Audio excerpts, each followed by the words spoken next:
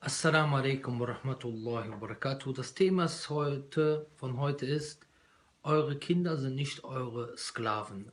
Man sieht manchmal, dass es in einigen Familien so zugeht, dass die Kinder behandelt werden wie Sklaven. Das geht immer wieder darauf zurück, dass die Kinder ja den Eltern gehorsam sein müssen und die müssen den Gehorsam sein, Das wird immer wieder betont.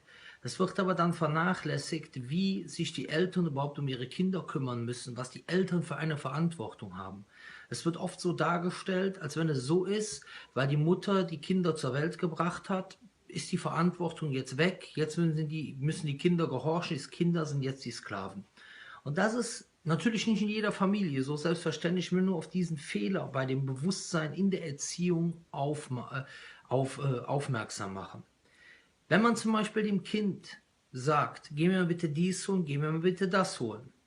Wir wissen es ist verpflichtend für das Kind, den Eltern zu gehorchen, es sei denn, die Eltern befehlen Allah dabei ungehorsam zu sein. Wenn die Eltern zum Beispiel ein Kind befehlen würden, du musst in der Kneipe arbeiten, um Geld für zu Hause zu bringen oder einen Haram-Job durchführen, darf das Kind nicht gehorchen. Man darf niemandem gehorchen, wenn man dabei Allah ungehorsam ist. Allah subhanahu wa ta'ala, der Prophet a.s.w. sagte, La ta'ata li makhlukin fi ma'siyatil khaliq. Okay? Aber wenn wir etwas befehlen, was nicht zum Ungehorsam einlädt, ja, da muss man, oder wenn die Eltern dem Kind etwas befehlen, was nicht eine Ma'siyah ist, eine Sünde ist, dann muss das Kind gehorchen.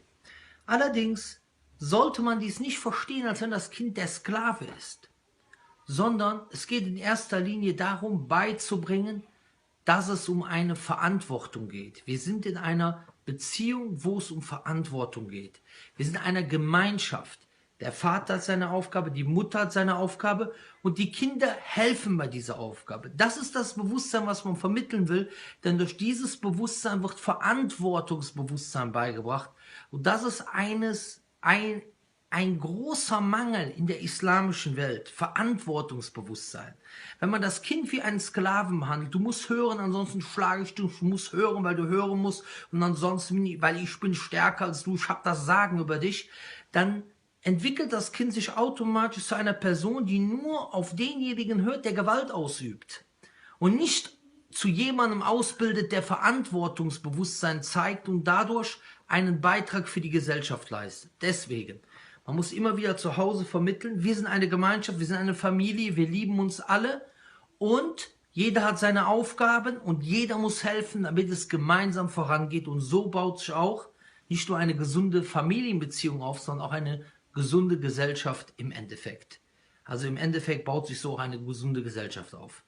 Denkt dran, Assalamu alaikum wa rahmatullahi wa barakatuh.